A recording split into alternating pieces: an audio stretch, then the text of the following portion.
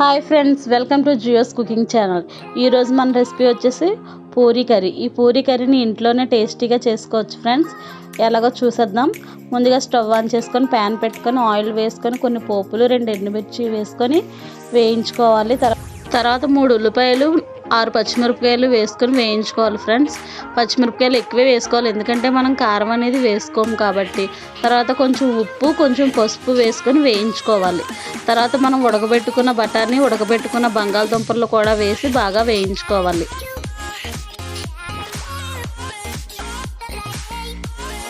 తర్వాత ఒక mixing bowl తీసుకొని ఆ బౌల్లోని కొంచెం శనగపిండి వాటర్లో వేసుకొని మిక్స్ చేసుకోవాలి.